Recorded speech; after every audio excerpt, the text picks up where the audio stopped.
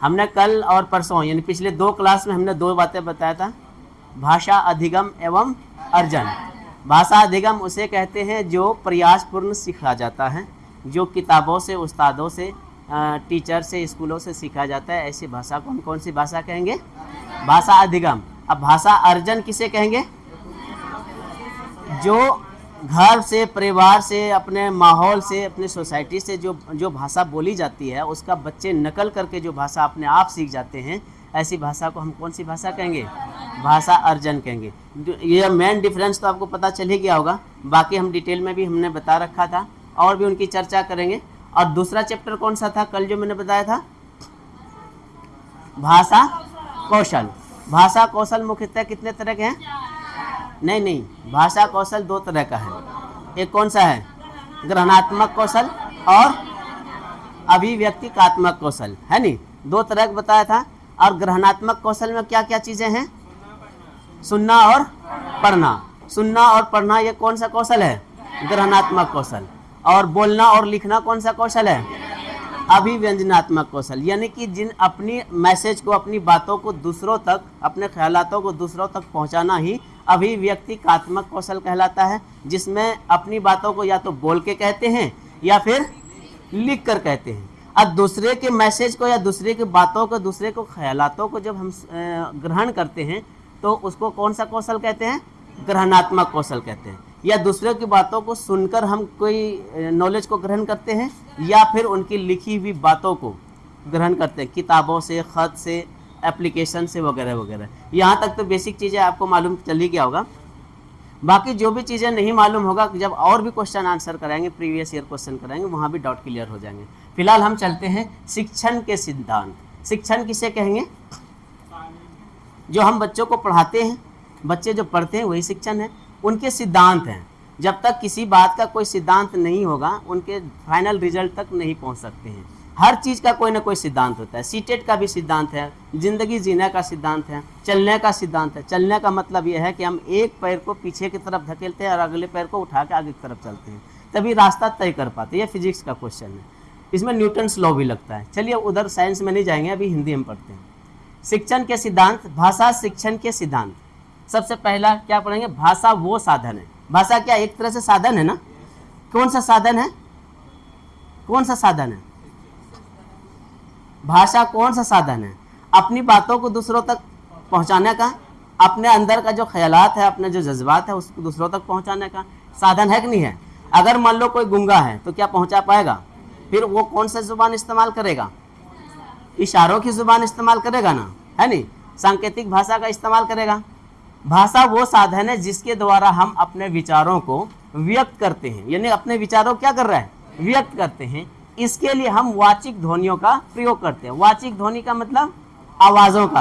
हम आवाज़ों का प्रयोग करते हैं। अगर मान लो आवाज़ का प्रयोग नहीं करोगे तो क्या भाषा आपने सही से इस्तेमाल कर पाओगे? नहीं कर पाओगे। सबसे पहला इसमें होता है संप्रेषण का माध्यम। संप्रेषण का मतलब क्या बताया था? बातचीत करना। इंग्लिश में कम्युनिकेशन है और उर्दू में क्या है? उर्दू में तरसील।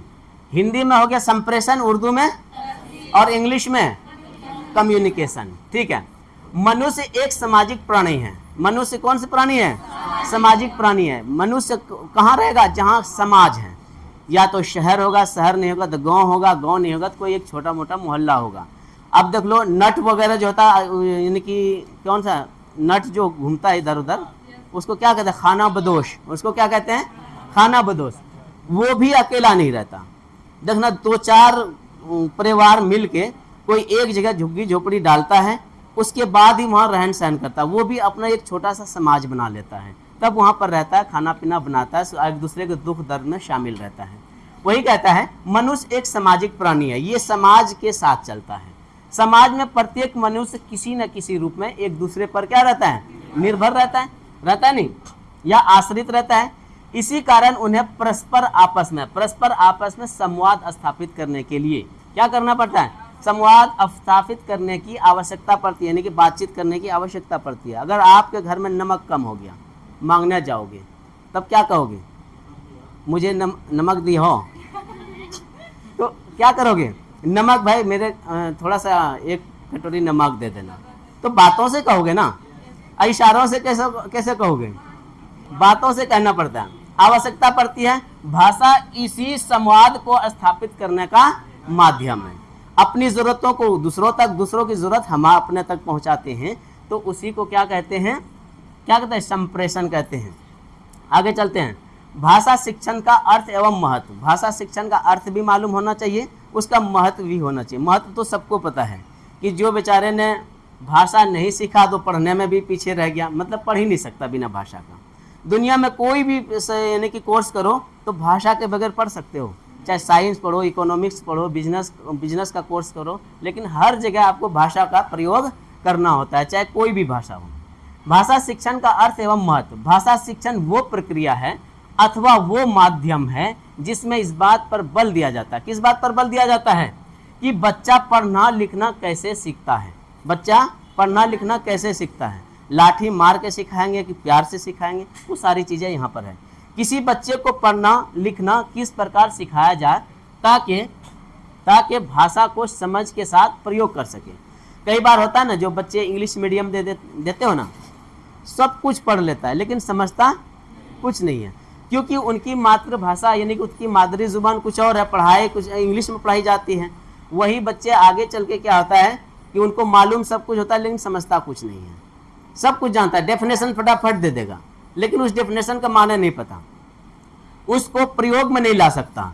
तो वही कहता है बच्चों को किस प्रकार से पढ़ाया जाए जो कि उस पढ़ाई को पढ़ भी ले और अपने आम जिंदगी में वो इस्तेमाल भी कर सके। तभी इस्तेमाल कर पाएगा जब वो अपनी बातों, अपनी पढ़ाई को समझ पाएगा। नहीं समझ पाएगा तो इस्तेमाल नहीं कर पाएगा। अब कुछ थोड़े एक एक लाइन है इसका वाइगोत्स्की के अनुसार। वाइगोत्स्की कौन था? मनोविज्ञान था। बालकों को भाषा सीखने में समाज तथा परिवार का एक महत्वपूर्ण भूमिका निभाते हैं। क्या? कौन? परिवार और समाज। हमेशा समाज की बात जब आ जाए ना, वाइगोत्स्की का जो ऑप्शन है एकदम आंख कान बंद करके मार देना है। वही कहता है वाइगोत्स्की के अनुसार बालकों के भाषा सीखने में समाज तथा परिवार एक महत्वपूर्ण भूमिका निभाते हैं। दोनों का क्यों क्या आ गया? आपको पहले भी बताया था, जिस घर में संथाली भाषा बोली जाती है उस गांव में अंगिका भाषा बोलते हैं। अब देखना, दोनों भाषा बच्चे सीख जाते हैं। सीखते हैं नहीं सीखते हैं? तो क्या मतलब, परिवार भी महत्वपूर्ण है और समाज में भी। नोट, शिक्षण की प्रक्रिया एक त्रिआयामी प्रक्रिया है। त्रिआयामी प्रक्रिया है। किस क्या क्या वो देखते हैं, जिसका केंद्र बिंदु छात्र होता है। अब मान लो कि त्रिआयामी में कौन केंद्र बिंदु हो रहा है? छात्र। अगर छात्र ही ना हो तो पढ़ाया किसको जाएगा? किसी को। टीचर अकेला क्या करे? दीवार को पढ़ाएगा। इसीलिए केंद्र बिंदु किसको रखा गया है? छात्र को। ब्लूम के अनुसार, ब्लूम कौन था? ब्लूम के अनुसार इसलिए शिक्षक को, त्रि मतलब तीन, तीन है, आयामी मतलब तीन चीजें होते हैं, उस्ताद है, स्कूल है और स्टूडेंट है। आगे चर्चा करेंगे। चलिए, इसलिए शिक्षक को सदैव शिक्षण प्रक्रिया के दौरान छात्र को ध्यान में रखकर ही क्या करना चाहिए? शिक्षण सिद्धांत का चयन करना चाहिए।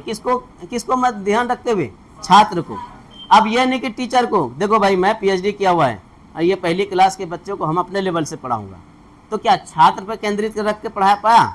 नहीं पढ़ा पाया। आप अपने हिसाब से पढ़ोगे तो नहीं पढ़ पाएगा बच्चा। वही कहता है इस क्या करा, क्या जोर से बोलो ना। सदैव मतलब हमेशा, सदैव मतलब हमेशा, है नहीं?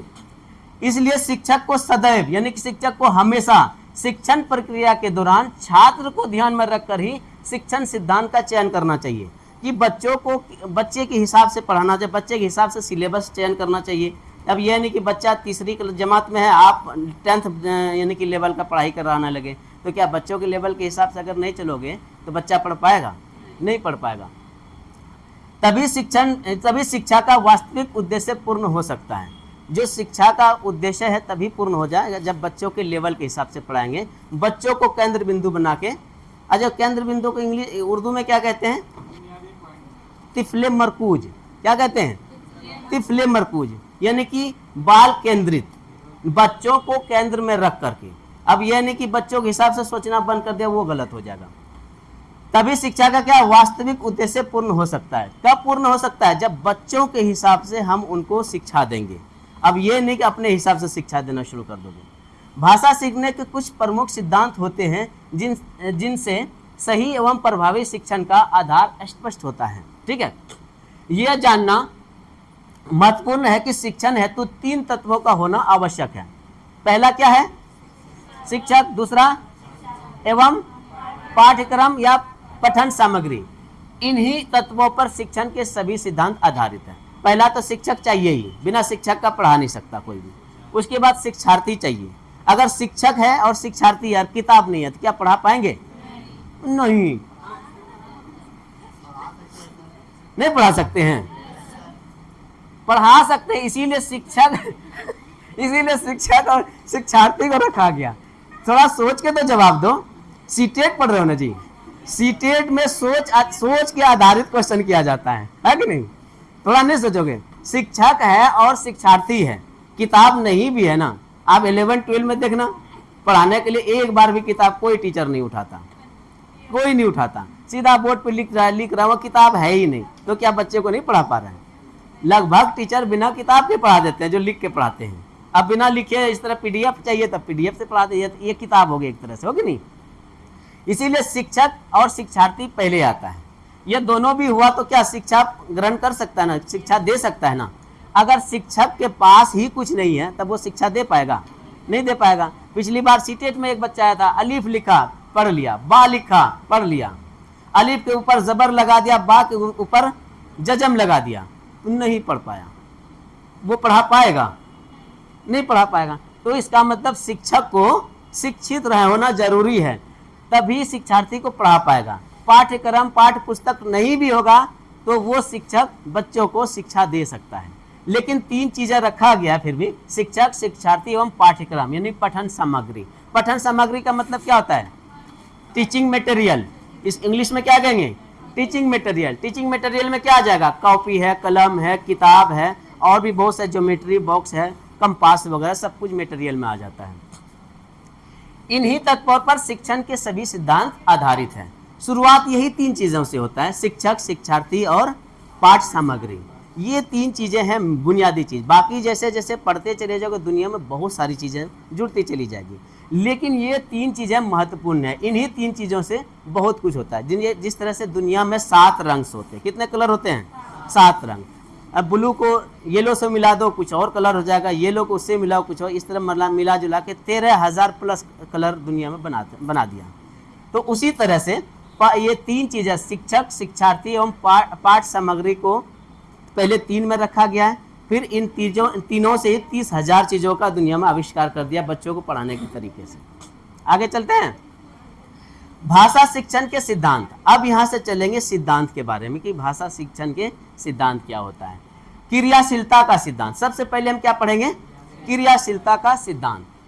बच्चों को सहज एवं सतर्क बनाने हेतु, सहज का मतलब क्या होता है? एकदम कुदरती तरीका, आसान तरीका। बच्चों को सहज एवं सतर्क बनाने हेतु पठन, वाचन, लेखन के साथ साथ, पठन का मतलब, अब वाचन का मतलब, और लेखन का मतलब लिखना, है कि नहीं? पठन, वाचन और लेखन के साथ साथ अन्य अनेक नवीन कार्य, तरह तरह के अभ्यास, साहित्यिक कार्यक्रमों का आयोजन किया जाता है। किया जाता है कि नहीं किया जाता? आपने देखा होगा बच्चों को पढ़ाने का तरीका अब अलग अलग है। कन्ना गुज गुज कौन घर, बच्चे है ना। आप तो मैडम सब पूरा ठुमका लगा के पढ़ाती है और पूरा वीडियो वायरल करती है ना। तो वो अपना नया तरीका अपनाते। उसमें क्या होता है कि मैडम जो नाच के पढ़ा रही है आजकल के ज़माने में, और कपड़े भी बढ़िया से मेकअप करके वीडियो तो डालबे करवे, वो पसंद भी करना चाहिए। तो उसमें उस तरह का पढ़ाने का उसका मकसद क्या है? बच्चों का ध्यान अपने तरफ रखना है। एकदम पूरा कमर हिलागा यूं कितना अब बच्चा सब बोलता 5, कमर हिला के बोलेगा कितना, बच्चा बोलता 8। अब कमर हिला रहा है तो बच्चे भी 1-2 काम कर रहे हैं। एक तो वो नाच देख रहे हैं, दूसरी बात गिनती सीख रहे हैं। अगर वो कमर नहीं हिलाएगा तो बच्चे का ध्यान इधर रहेगा नहीं। अब कितना बोला, जब 4 दूना 8 देखेगा ना, बच्चा पढ़ेगा कैसे? तो उसी तरह से पढ़ाने के अलग अलग चीजें हो रहे हैं। तो रहने कर डोलावा कमर की, अच्छा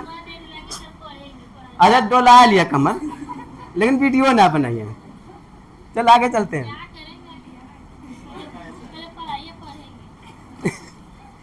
यहाँ पढ़ने नहीं आए हो, सीखने आए हो। पढ़ाई तो तुम कर चुके हो, यहाँ पर सीखना है कि बच्चे को पढ़ाना कैसे है, ये सीखना आए हो। पढ़ाई लिखाई तुम्हारी हो चुकी है। ये जो पेडागोजी है ये सिर्फ और सिर्फ सीखने की चीज़ है कि हम बच्चों को आने वाले टाइम में स्कूल में पढ़ाना कैसे है। चलिए आगे चलते हैं।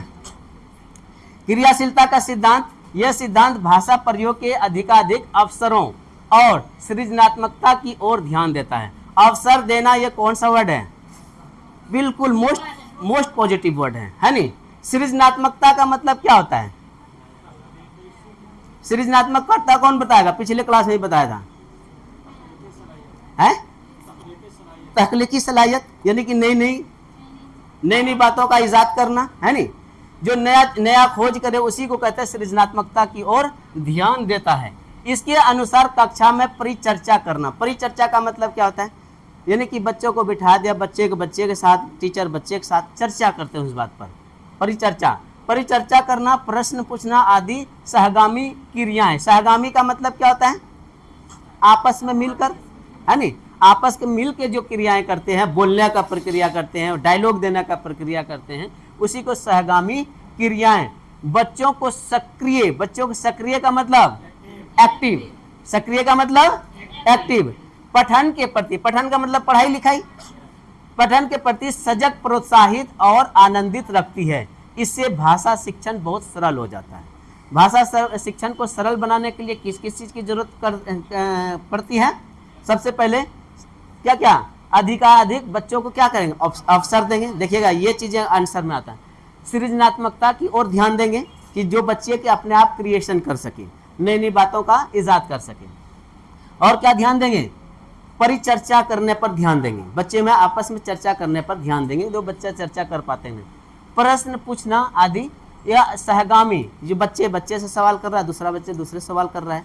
बच्चे सवाल करेगा तो आसान सवाल करेगा दूसरे से, जो जानता है वही करेगा, ठीक है। बच्चों को सक्रिय, पठन के प्रति क्या करेंगे? सजग, प्रोत्साहित और आनंदित रखती है। ये सब चीज़ें जब करेंगे ना, बच्चे में अपने आप आनंदित होकर ध्यान से पढ़ाई करेगा। इससे भाषा शिक्षण बहुत सरल हो जाता है। भाषा शिक्षण क्या होता है? बहुत सरल हो जाता है। अब दूसरा है रुचि का सिद्धांत। बच्चे में रुचि कैसे जगाएंगे? कई बार होता है ना, बच्चे को पढ़ने, सो रहा है क्या, रात भर मोबाइल चलाता होगा, यहाँ सो जाओगे ना, फिर वो सीटेट के एग्जाम में भी सो जाओगे। रुचि ना है बिरलोजी, रुचि कौन है तेरी? एडमिशन कराओ फिर वो आएगी। हाँ चलिए, रुचि का सिद्धांत। शिक्षण रुचि पैदा करने वाला और रुचि जगाने वाला होना चाहिए। रुचि पैदा करने वाला, रुचि जगाने वाला। अभी मैंने क्या एग्जांपल दिया? मैडम ने देखा कि बच्चे बोर हो रहा है पढ़ने में, डांस कर करके पढ़ाने लग जाते हैं, तो वो बच्चों में क्या किया? रुचि पैदा किया। फिर अब मजा आए थे, चल नहीं मैं मैडम नोची पढ़ाए थे। अब जो बच्चे में रुचि जग गई ना, शिक्षण रुचि पैदा करने वाला और रुचि जगाने वाला होना चाहिए, जिससे छात्र स्वेच्छता से पूरा ध्यान केंद्रित कर शिक्षा ग्रहण करें। अब जाहिर सी बात है, बच्चे अगर स्कूल नहीं आते हैं, लेकिन कुछ मैडम ऐसे हुआ डांस कर करके बच्चों को पढ़ा रहे हैं, कुछ नया एक्टिविटीज़ करके बच्चों को पढ़ा रहे हैं, खेल खेल के जरिए बच्चों को पढ़ा रहे हैं, बच्चों को ये सब चीज़ों में ज़्यादा मजा आएगा ना।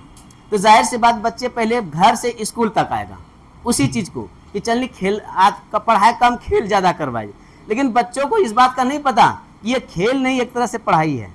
खेल खेल के जरिए बच्चों को पढ़ाना, ये भी पॉजिटिव वर्ड है कि नहीं। आगे चलें। अभिप्रेरणा का सिद्धांत, यानी कि पुनर्बलन का सिद्धांत। इसको क्या था? मोटिवेशन जो होता है ना, वही है। अब सपोज करो आप पढ़ रहे हो, कई बच्चे पढ़ते हैं सीटेट, क्या होता है? फेल हो गया, अगली बार फिर फेल हो गया, तीसरी बार फिर फेल हो गया। उसका क्या होता है? अभिप्रेरणा नीचे हो रहा है ना। कोई आ गया मेरे तरह आदमी, हाइट में कम लेकिन मोटिवेशन में बहुत आगे, हिम्मत में बहुत आगे, क्या था? फेल होला, 3 क्या हो गया? 3 बार हुआ। तो दुनिया 10-10 बार फेल हुआ, फिर भी 11वां बार में पास हो गए, टीचर बना। तुम तो 3 बार हुए, कुछ भी नहीं हुए। कहते अच्छा मैं 3 बार, दुनिया 10 बार। हाँ, तब उसमें नई ऊर्जा जग गई। नई ऊर्जा जगने के बाद क्या होता है? वो जीरो से शुरू करता है और खूब ताकत के साथ पढ़ाई करके अगली बार वो सक्सेस हो जाता है। वही क्या कहलाता है? अभिप्रेरणा कहलाता है। क्या कहलाता है? अभिप्रेरणा। आपका क्या नाम है, अपने इलाके में सबसे ज़्यादा सीटेट क्वालिफाई होता है। क्यों होता है पता है? अभिप्रेरणा की वजह से। क्या नाम है, पूर्णिया से 3 स्टूडेंट आया था, उनको रहने की जगह नहीं मिली। कह रहा सर अच्छी जगह मिलेगा तो बता दीजिएगा तब आएंगे। वो लोग शहर का आदमी है, हनवरा कमरा पसंद है ना। वो 2018 से एग्जाम दे रहा है, पास नहीं हो रहा है, 6 स्टूडेंट हैं, भाई बहन सब कुछ। यहाँ अभिप्रेरणा हम लोग किस तरह मिलता है? अच्छा हो पास हो गए, शाइस्ता पास हो पढ़े में हमरा बेकारे ले, जब हो पास हो गए तो हमें क्या ना हुए, क्या अभिप्रेरणा नहीं मिला? इसी तरह से अपने इलाके में टीचर की तादाद बहुत ज़्यादा है, सीटेट पास होने की वालों की तादाद बहुत ज़्यादा है बाकी इलाके के मुकाबले में। तो एक दूसरे को देखकर हमको क्या मिलता है? अभिप्रेरणा मिलता है, अंदर से एक नई ऊर्जा जगती है। इसलिए हम लोगों को सीटेट निकालना बहुत आसान काम हो जाता है, बाहर के लोगों के लिए बहुत मुश्किल है, अभी भी सीटेट बहुत मुश्किल है। चलिए आगे चलते हैं। अभिप्रेरणा का सिद्धांत यानी कि पुनर्बलन का सिद्धांत, ठीक है। आप चमकूंगा, हाँ छटका भेजो। चलिए आगे बाद में देखेंगे, चलिए ठीक है। यह सिद्धांत किसने दिया था? B.F. स्किनर ने, यानी कि B.F. स्किनर ने प्रतिपादित किया था। जिस कौशल में बच्चा अधूरा कमजोर है, जिस कौशल में बच्चा अधूरा कमजोर है, मतलब कमजोर पूरा नहीं है, अधूरा कमजोर है, उस कौशल का अभ्यास करवाया जाए, उस पर पुनर्बल दिया जाए, जिससे कि उस कार्य में उसका क्या था? सुधार हो जाए, रुचि जागृत हो।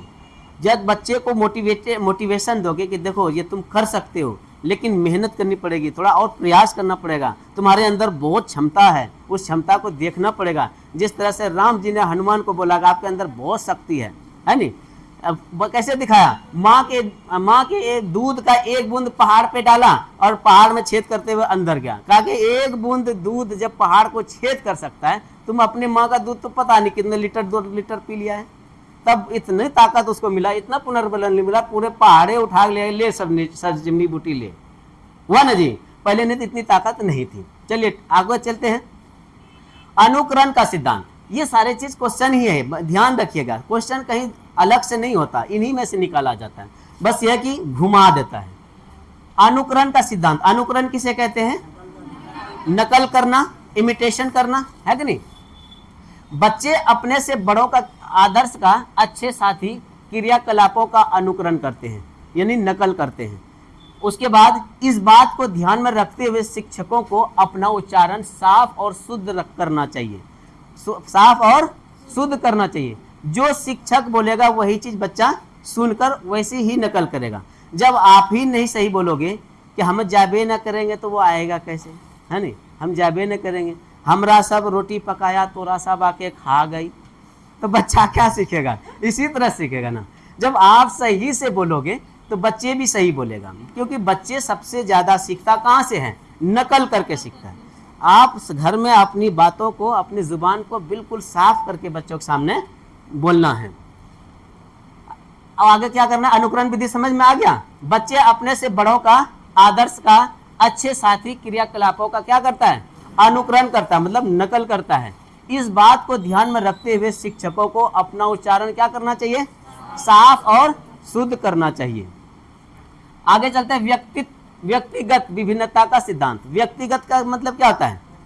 पर्सनल। व्यक्तिगत विभिन्नता का सिद्धांत, भिन्न भिन्न भाषा परिवेश परिस्थिति से आए बच्चे भी अपनी भिन्नता के बावजूद, यानी कि अपनी भिन्नता मतलब अलग होने के बावजूद पढ़ सके, ये सिद्धांत इस बात पर बल देता है। इस बात पर क्या देता है? बल देता है। मतलब कि सब बच्चों को अधिकार है कि अपनी भाषा को अपने हिसाब से समझ सके, बोल सके। आप टीचर होने के नाते आप मत बोलना कि तुम भोजपुरी क्लास में नहीं बोलोगे, सिर्फ हिंदी बोलोगे। तो यहाँ पर क्या अभिव्यक्ति भिन्नता का सिद्धांत पर काम कर रहे हो? नहीं कर रहे हो। यहाँ पर बच्चे का क्या होता है? वो मनोबल गिर जाएगा। आपसे सवाल करना होगा, उसको भोजपुरी ही बोलनी आती है, तो क्या वो हिंदी में सही से सवाल पूछ पाएगा? नहीं पूछ पाएगा, तो बच्चे कमजोर हो जाएंगे वहाँ से। आगे चलते हैं। अनुपात एवं क्रम का सिद्धांत। अनुपात एवं क्रम का सिद्धांत। भाषा कौशल विशेषतः 4 प्रकार के होते हैं, बताया था ना? भाषा कौशल कितने प्रकार के? क्या क्या है? सुनना, बोलना, पढ़ना, लिखना, वही चीज बात है। अनुपात एवं क्रम का सिद्धांत में बता रहा है। भाषा कौशल विशेषतः 4 प्रकार के होते हैं: सुनना, बोलना, पढ़ना और लिखना। भाषा के इन कौशल को इसी क्रम में सिखाया जाए, इसी क्रम में सिखाया जाए। मतलब कि सबसे पहले बच्चों में सुनने की काबिलियत पैदा करना है, उसके बाद बोलने की काबिलियत पैदा करना है, तब जाके पढ़ाना, उसको पढ़ाने के बाद क्या करेंगे, उसको लिखना सिखाएंगे। अगर लिखने से ही अगर शुरुआत कर दोगे तो बच्चा क्या होगा, पढ़ाई से दूर भागने लग जाएगा, क्योंकि लिखना ज़्यादा मुश्किल काम होता है। अभी भी आपके यहाँ बैठे हुए बहुत सारे स्टूडेंट ऐसे होंगे जो शुद्ध पढ़ तो सकता है लेकिन लिख नहीं सकता। खास करके उर्दू वाले तो बिल्कुल भी पढ़ तो लेगा टें टें करके, लेकिन लिख नहीं पाएगा। ऐसा है ना? अच्छा, कौन कौन है ऐसा? शायद ही ना हो, लेकिन कोई हाथ ना उठाना। देखिए, नुस्तरी ने हाथ उठाया, सही। चलिए आगे चलते हैं। भाषा कौशल विशेषता कितने प्रकार के? 4 प्रकार के। क्या क्या? सुनना, पढ़ना, सुनना, बोलना, पढ़ना, लिखना। ठीक है। भाषा के इन कौशल को इसी क्रम में सिखाया जाए, यह सिद्धांत इस बात पर बल देता है। किस बात पर बल देता है? अनुपात एवं क्रम का सिद्धांत है। क्रम का मतलब क्या हुआ? इस क्रम में चलना, पहले सुनना, फिर बोलना, फिर पढ़ना, लिखना। ये क्रम है ना। पहले पढ़ना से स्टार्ट तो नहीं कर सकते, वो क्रम खराब हो जाएगा फिर। अब है नियोजन का सिद्धांत। ये एक प्रकार से पूर्व पाठिक, क्या हो रहा? अच्छा, मैंने सोचा फिर पंखे लड़का। चलिए, नियोजन का सिद्धांत ये एक प्रकार से पूर्व पाठिका जैसे कार्य है, यानी कि पढ़ाने से पहले जो हम कार्य करते हैं, है नी। कक्षा में जाने से पूर्व पाठ की तैयारी करना। कक्षा में जाने से पहले क्या होता है? पाठ की तैयारी करते हैं। नियोजन का सिद्धांत कहलाता है, यानी कि हम जो पढ़ाने वाले हैं उससे पहले हम काम करके आते हैं कि बच्चों को हमको क्या पढ़ाना है ना भाई। सबसे पहले इस PDF को तैयार किया। PDF में क्या क्या बातें कही जाए कि बहुत ज़्यादा भी बच्चों के लिए ना हो जाए और बहुत कम भी ना हो जाए। बहुत ज़्यादा हो जाएगा तो क्या होगा, स्किप करना शुरू हो जाएगा। कि कम लाइनों में, कम बातों में ज़्यादा चीज़ें समझ में आ जाए, वो मेन चीज़ों को उठाया जाता है। वरना किताब इतनी मोटी मोटी होती है सिर्फ हिंदी की। अब पूरी किताब आके अगर पढ़ाना शुरू कर दिया तो आप क्या करोगे? आपको बहुत सारी बातें निकल जाएगी। अनुपात का मतलब रेशियो जानते हो? अब की बताओ है। अभी अनुपात का मतलब, ठीक है, अभी लड़की और लड़का का अनुपात, मतलब कि लड़कों की तादाद अगर 4 है, लड़की का अनुपात 8 है, तो यहाँ पर कौन सा अनुपात है? 4:8। ये कहलाएगा ना। यही है, मतलब कंपेयर करना होता है। ठीक है। अब है सहानुभूति का सिद्धांत। सहानुभूति का मतलब है, सहानुभूति मतलब चोट लगा, ओए चोट लग गया। सहानुभूति यही होता है। लेकिन बच्चों को प्रेम से, अगर उनसे कोई गलती हो जाए तो उसको गलती माफ करना है, उनको प्यार से समझाना है, यही सहानुभूति है। यानी कि आपको कोई दर्द हो गया, कोई दुख हो गया, समझ में नहीं आया, तो उसके प्रति आपको सहानुभूति अपनाना है। शिक्षक के व्यवहार सहानुभूतिपूर्ण और प्रेम भरा होना चाहिए। अब पहले शिक्षक क्या करते थे, अगर समझ में नहीं आया तो लठ बजता था। अरे भाई, समझ में नहीं आया तो 2 बातें हो सकती है। हो सकता है कि बच्चे की समझ इतनी मजबूत ना हो, या फिर आप उनको समझा नहीं पा रहे हैं। सबसे पहली बात तो टीचर की गलती हो सकती है कि आप उन्हें समझा नहीं पा रहे हैं। तो अपने अंदर की कमी देखो ना। बच्चे तो बच्चा ही है ना, अगर उसे समझ में नहीं आ रहा है तो दे लाठी पहनो, वो गलत है। लाठी मारना, बच्चों को डराना, यह बिल्कुल नहीं होना चाहिए। सहानुभूति का सिद्धांत, शिक्षक का व्यवहार कैसा होना चाहिए? सहानुभूति और प्रेम भरा होना चाहिए। जिस मेरे तरह मत होना, मैं थोड़ा बहुत कड़क आदमी हूँ, जरा सी गलती पे मैं एकदम आगे नहीं बोलूँगा। अब आगे शिक्षा शिक्षण के सूत्र। शिक्षा शिक्षण के सूत्र, हर चीज़ का कोई सूत्र होता है ना, फॉर्मूला होता है ना। तो सूत्र को इंग्लिश में क्या कहते हैं? फॉर्मूला। अब देखो क्या क्या फॉर्मूला है वो देखेंगे। बच्चों द्वारा भाषा सीखने की प्रक्रिया का विश्लेषण करते हुए मनोवैज्ञानिकों ने भाषा शिक्षण के कुछ सामान्य नियमों का क्या क्या उल्लेख किया है। सामान्य नियम का उल्लेख किया है जो निम्न प्रकार है। सबसे पहले बच्चों को हम कौन सा फॉर्मूला अपनाएंगे? सरल से जटिल की ओर, यानी कि आसान चीज़ों से शुरू करेंगे। बच्चों को जब पढ़ाएंगे, बच्चों को जब सिखाएंगे, कहाँ से सिखाएंगे?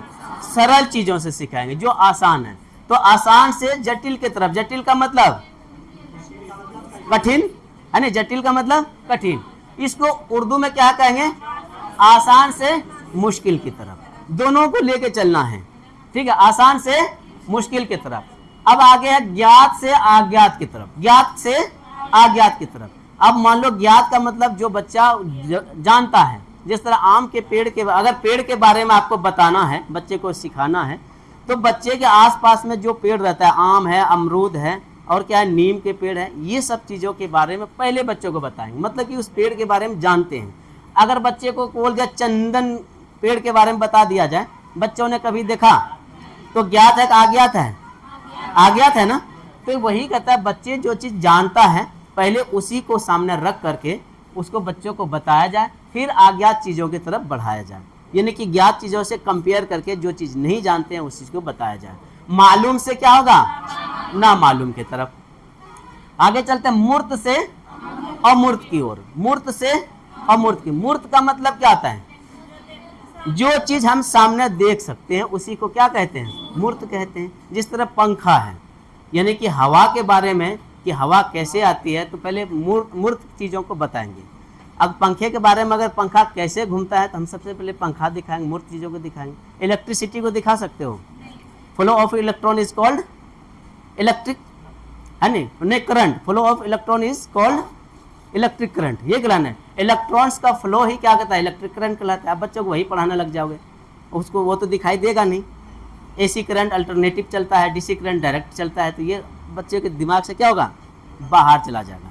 इसीलिए पहले बच्चों को क्या था, मूर्त चीज़ों से अवगत कराना है, उसके बाद अमूर्त की तरफ ले जाना है, मादी से गैर मादी की तरफ, यानी कि मकरून से मुजर्रद की तरफ जाना है, ठीक है। आगे चलते हैं विशेष से सामान्य की ओर, विशेष से सामान्य की ओर। खास से क्या करेंगे, आम की तरफ जाएंगे, खास से आम की तरफ। विश्लेषण से संश्लेषण की ओर, तज्जिया से तरकीब की तरफ। ये कौन सा बताइए, क्या हम पढ़ रहे हैं भाई, भाषा शिक्षण के क्या पढ़ रहे हैं, फॉर्मूला पढ़ रहे हैं कि बच्चे को किस किस फार्मूले से भाषा सिखाना चाहिए, किस किस फार्मूले से बच्चे को भाषा सिखाना चाहिए। आगे चलते विश्लेषण से संश्लेषण की ओर, तज्जिया से तरकीब की तरफ, आगमन से निगमन की तरफ। आगमन किसे कहते हैं, आगमन में नियम रहता है, जिसमें नियम नहीं होता है नहीं। आगमन में पहले उदाहरण फिर नियम, जो उदाहरण से शुरू करेंगे उसको कौन सी विधि कहते हैं, आगमन विधि। जिसमें क्या था, नियम सिखाए जाते हैं पहले, उसको निगमन विधि कहते हैं। तो बच्चों को कौन सी विधि से पहले से स्टार्ट करेंगे, आगमन विधि से, जिसमें से एग्जाम्पल है, पहले एग्जाम्पल बाद में नियम सिखाते हैं। अब पहले नियम होगा बाद में एग्जाम्पल होगा, तो उसको कौन सा कहलाएगा, वो निगमन विधि कहलाएगा, ठीक है। इस्तकराई से इस्तखराजी की तरफ। इस्तकराई का मतलब क्या हो गया, आगमन। इस्तकराई का मतलब आगमन, इस्तखराजी का मतलब निगमन। आगे चलते हैं, ये याद रख लीजिएगा, ये इससे भी क्वेश्चन आता है कई बार, ये नहीं कि इस बार ही आ जाए। 15 क्वेश्चन ही तो पेडागोजी से लेगा ना। अब कही दो कि सर तो बोल लिए शायद, तो कहाँ आए लोग, है ना। 15 क्वेश्चन है लगभग, तो 15 चैप्टर हो जाता है, तो एक एक क्वेश्चन सभी हो सकता है इसी से 2 उठा ले, उनकी मर्जी है भाई। सीटेट की अपनी मर्जी होती है, उससे उसकी मर्जी में कोई नहीं चलोगे। आपको लगता है सी आंसर है पक्का 100%, हथौड़ा ठोक के बोलोगे, वो कहेगा नहीं मानेंगे, हम इसको मानते हैं, तरह मानने लगते। सरल से क्या करेंगे, पहले हमने सरल से जटिल की ओर पढ़ेंगे। सबसे पहले यहाँ पे बताया था ना, सरल से जटिल की ओर। अब इसमें क्या आता है, इस नियम के अनुसार विद्यार्थियों को पहले सरल शब्दों, कौन सा शब्द, सरल शब्द। सरल शब्द क्या है, उसमें क्या होता है, मात्रा का इस्तेमाल नहीं करते। जिस तरह ओ आह सही दीर्घई होता है ना, इसको मात्रा बोलते हैं ना, तो वो इस्तेमाल हम नहीं करते हैं। जिस तरह को लो मो क्या हो गया, कलम। तो बच्चों को ये आसान लग रहा है ना, हो लो हल, चलो चल, तो यहाँ से आसान शब्दों का हम इस्तेमाल कर रहे हैं। उसके बाद कुहरसी का स्वा का नो किसान सिखाएंगे, तो जटिल की तरफ भागे ना, लेकिन बच्चे को सबसे पहले क्या सिखाएंगे, सरल शब्द सिखाएंगे। हो लो हल, चलो चल, कोलो कल, नोलो नल, ऐसे ही सिखाते हैं ना। सरल शब्दों से शुरू करेंगे, फिर वाक्य भी कैसे करेंगे, एकदम सरल। हाँ, हल पर मत चढ़ कैसे करता है, इस तरह से। उसमें भी हर्षई दुर्गई हर्षो दुर्गो ने इस्तेमाल होता है। वो वाक्य भी बिल्कुल आसान होता है। कल घर चल, कल घर चल, कहीं पर है मात्रा इस्तेमाल है, वर्णमाला इस्तेमाल है, नहीं है। तो वही बच्चों को कहता है कि आसान यानी कि सरल शब्दों और वाक्यों को से स्टार्ट कराया जाए। जिस तरह होलो हल, कोलो कल, जोलो जल, घर पर मत जा, न घर पर चल, इसमें भी कोई मात्रा इस्तेमाल नहीं किया, यह वाक्य भी क्या हो गया, आसान हो गया।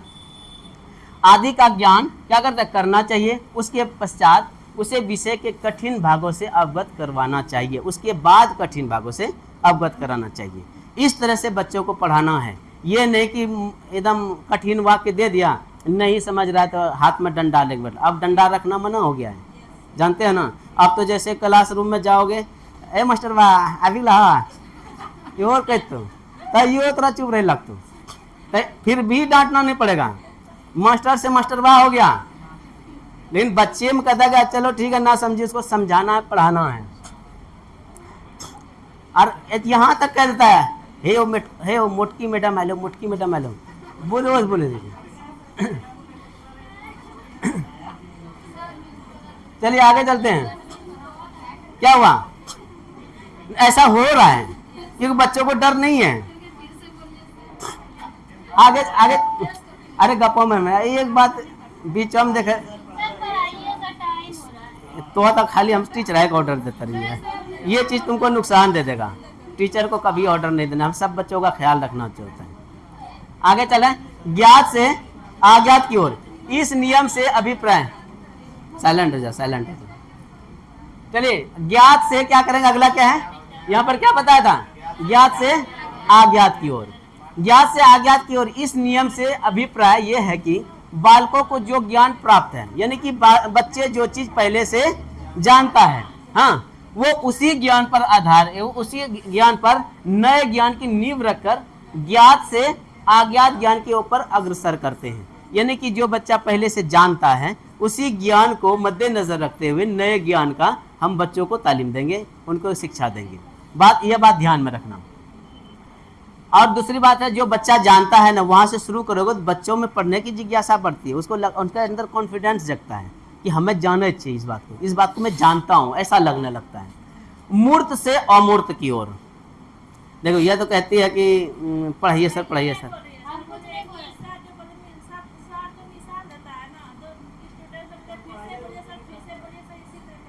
अच्छा बोलने दीजिए, तुम अपना ध्यान दो, तुम अपना ध्यान दो। अरे कई बार होता है ना, बच्चे को थोड़ा यानी कि फ्रस्ट्रेशन दूर करने के लिए, फ्रेश होने के लिए इस तरह की बात सुनना पसंद करता है, इसलिए मैं बीच में बोलता हूँ। बोलना कोई मेरा शौक नहीं है।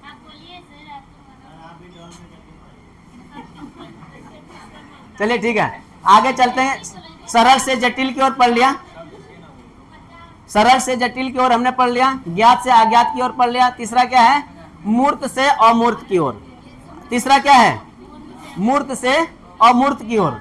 मनोवैज्ञानिकों का मत है, किसका मत है, मनोवैज्ञानिकों का मत है कि बच्चों का मानसिक विकास इतना नहीं होता कि वो अमूर्त चीजों को समझ सके। तब क्या करेंगे, उसको अवधारणाओं को समझ सके। अर्थात जब तक विद्यार्थियों के समक्ष कोई वस्तु स्थूल रूप में प्रस्तुत नहीं की जाती है तो क्या होता है बच्चे, तब तक उसके विषय में सूक्ष्म या अमूर्त रूप में विचार नहीं कर सकते। पहले बच्चों के सामने मूर्त चीज़ों को रखा जाता है, उसके सूक्ष्म चीज़ों को बताया जाता है, उसके बाद जब अमूर्त चीज़ों को बताओगे ना, बच्चे समझने लगते हैं। यह बात सही है ना। आगे चलते हैं, विशेष से सामान्य की ओर। विशेष से सामान्य की ओर, इस नियम में बालक को विशेष ज्ञान से सामान्य ज्ञान की ओर ले जाना चाहिए। यथार्थ पहले क्रियाओं को प्रस्तुत किया जाए, पहले क्रियाओं को प्रस्तुत किया जाए, मतलब कोई काम के जरिए सिखाते हैं ना, कोई भाषा को पहले काम किया जाए, उसके बाद निष्कर्ष पर पहुंचा जाए। एक मान लो कि अंडा है, बच्चे के सामने एकदम जोर से फेंका, फट गया, अब उसके बारे अंडे के बारे में बताना शुरू कर दो। पहले काम किया, उसके बाद अंडे के बारे में बताया, देखो बेटे इसमें एक कवच होता है, बहुत कमज़ोर होता है, उसमें लिक्विड वगैरह होते हैं, इसलिए यह फट गया। या फिर कोई बॉल हमने क्या किया, फेंका, बॉल फेंका तो उधर से फिर वापस आता है। पहले काम करके हमने दिखाया कि बॉल को फेंका, फिर बॉल वापस आ गया, उसके बाद क्यों वापस आया तब बच्चों को उसके बारे में बताना, यानी कि पहले बताना। अब किसी बॉल को दीवार की तरफ फेंकते हैं फिर रिटर्न आ जाता है, बच्चे को समझ में नहीं आएगा।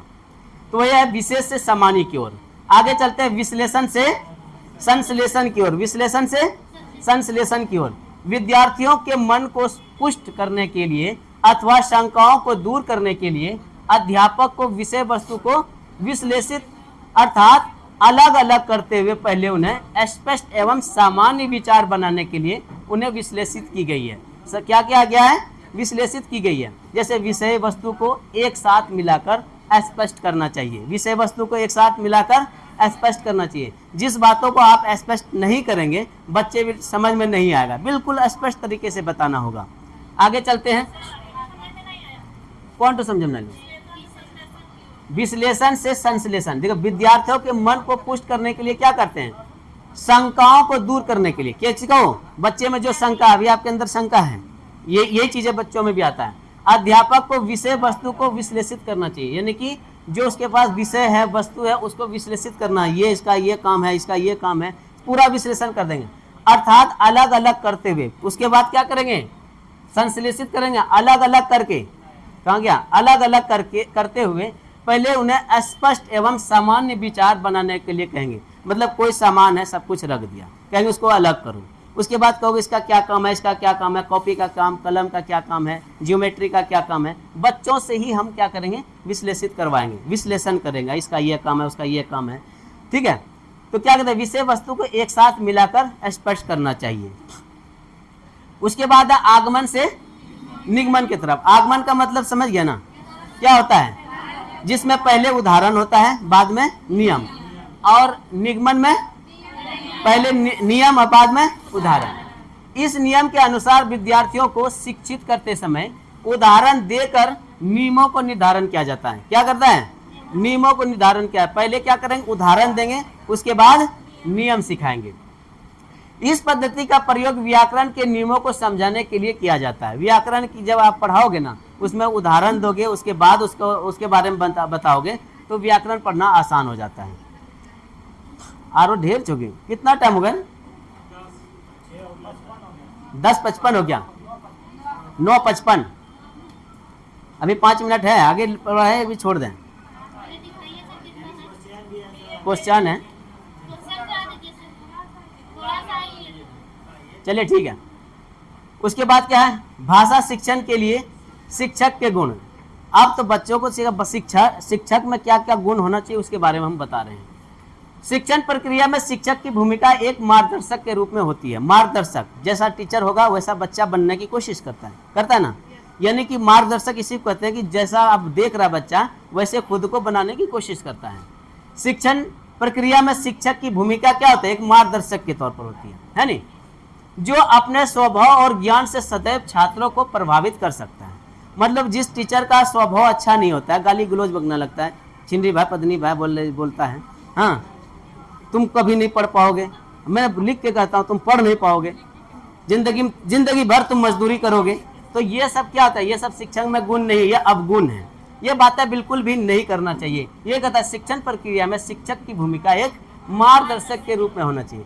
टीचर बच्चे को पढ़ा रहा है, खैनी रटा रहा है, ऐसा होता है ना, तो क्या करें?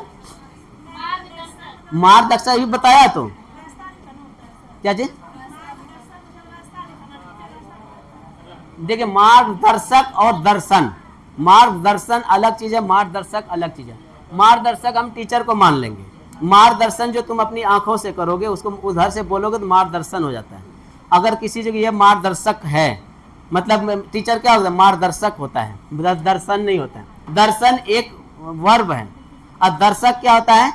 मार्गदर्शक एक क्या होता है? एक व्यक्ति है नहीं, दोनों में अंतर है।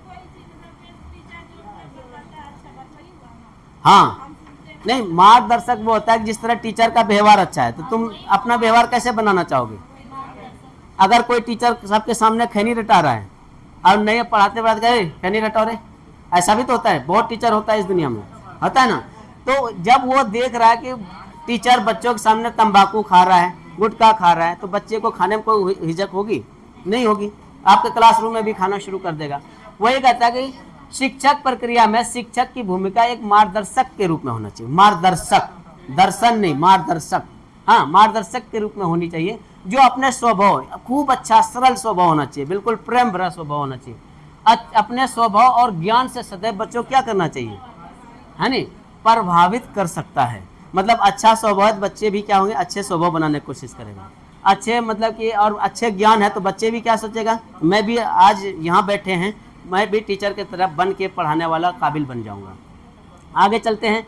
भाषा शिक्षक का व्यक्तित्व प्रभावशाली होना चाहिए। भाषा शिक्षक का क्या व्यक्तित्व कैसा होना चाहिए, प्रभावशाली होना चाहिए। प्रभावशाली का मतलब यानी कि जैसा अगर मैं आ गया तो आपके मन में एक यानी कि सम्मान जगने लग जाए कि अंदर में ऐसा नहीं जैसा है मास्टर मैं देख लिए, वहाँ जाके देख लिए, वहाँ मैं चौका दारू पीता है देख लिए, तो आपके मन में क्या हुआ, गलत भावना आया ना।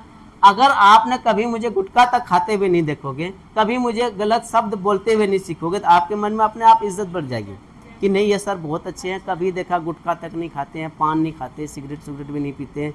दूसरी बात, कभी भी ऊंची आवाज़ में किसी से बात नहीं करते।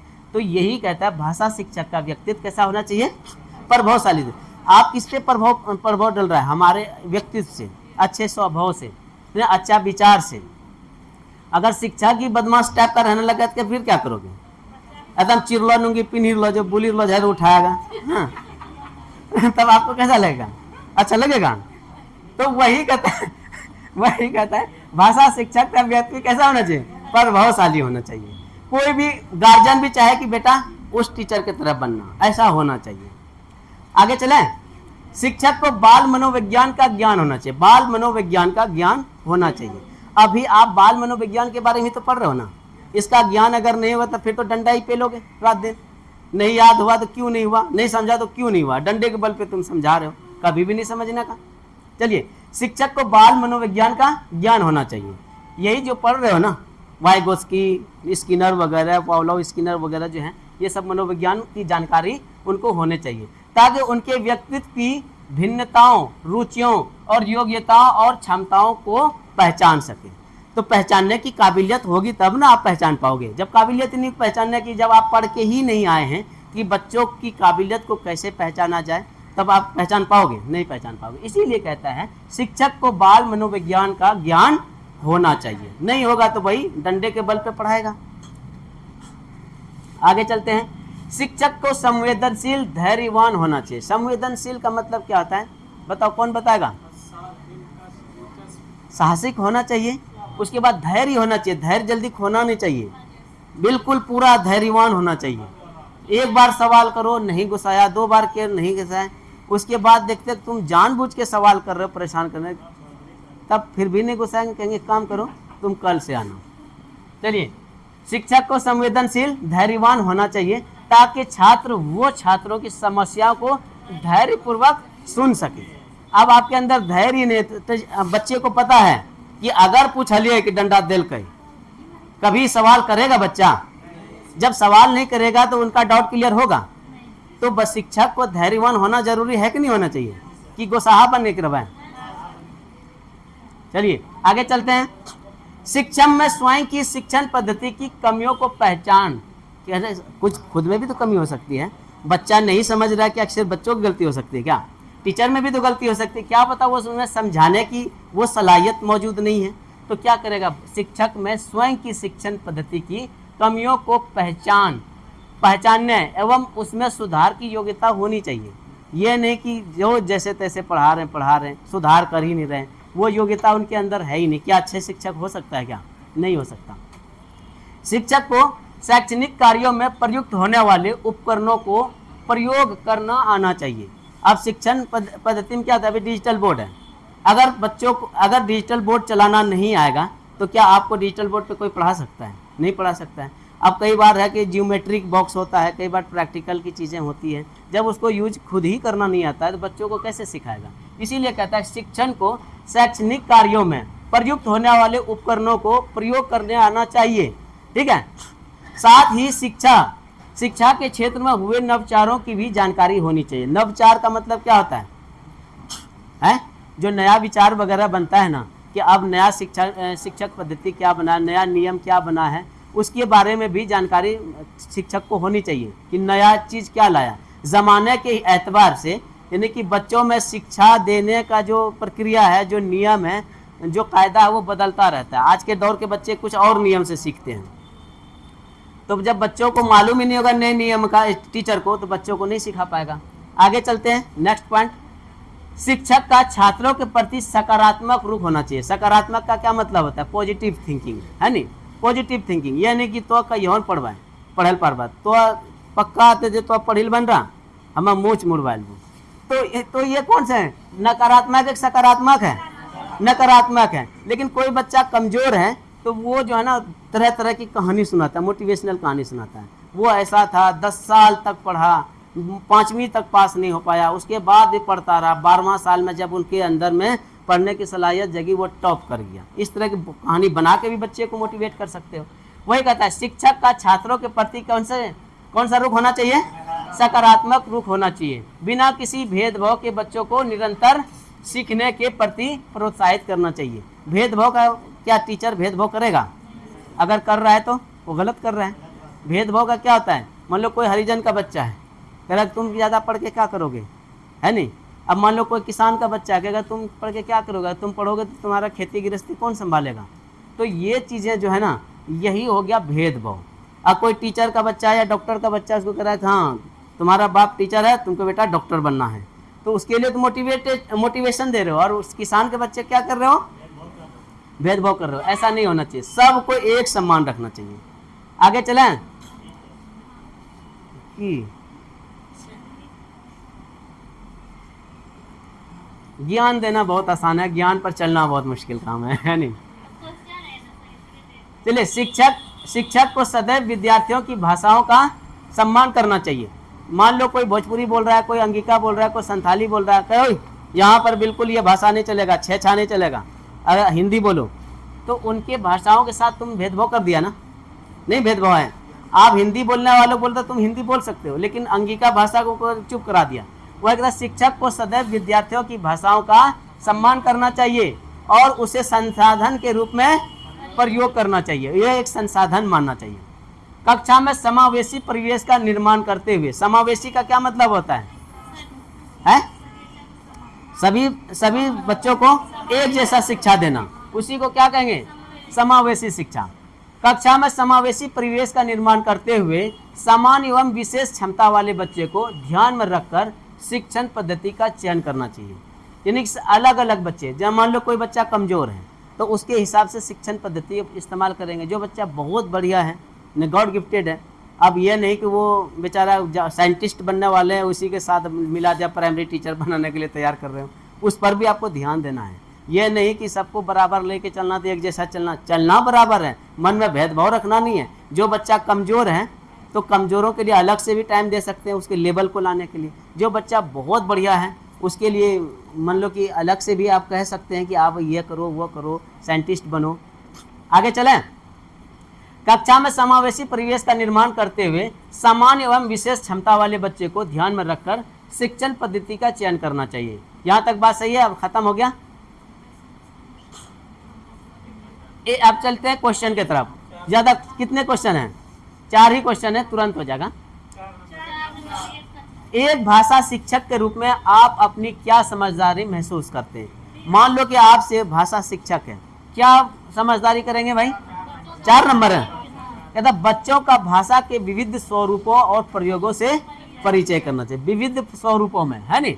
4 नंबर सही है। और ए नंबर सही क्यों नहीं है? समय सीमा के भीतर भाषा का पाठ्यक्रम पूर्ण कर दिया, लेकिन बच्चों को समझ नहीं आया, तब कोई फायदा हुआ? नहीं हुआ। चलिए 4 नंबर सही आंसर है। 2 नंबर चलते हैं। भाषा शिक्षण के सूत्र या सिद्धांत। 4 नंबर शिक्षण को समृद्ध करते हैं, है नहीं? आगे चलते हैं। 3 नंबर नियोजन का सिद्धांत कहलाता है। नियोजन का सिद्धांत क्या कहलाएगा? बच्चों की सीखने की क्षमता का नियोजन करना, अपनी शिक्षण प्रक्रिया का नियोजन करना, अपनी कक्षा के बच्चों का नियोजन करना, अपनी शिक्षण के उद्देश्य का नियोजन करना। यह भी आंसर सही है, लेकिन डी ज्यादा बेहतर लग रहा है।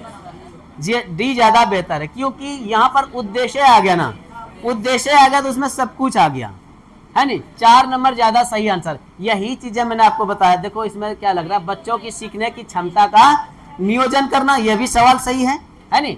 अपनी कक्षा के बच्चों का नियोजन करना, यह भी सही लग रहा है, ठीक है। अपनी कक्षा के बच्चों का नियोजन करना, अपनी शिक्षण के उद्देश्य का नियोजन करना। सबसे पहले बात यह है कि पॉजिटिव वर्ड में भी कौन ज़्यादा पॉजिटिव है, वो चीज़ों का ध्यान में रखोगे तो एक जैसे सवाल का जवाब मिलने के बावजूद भी आप सटीक जवाब देके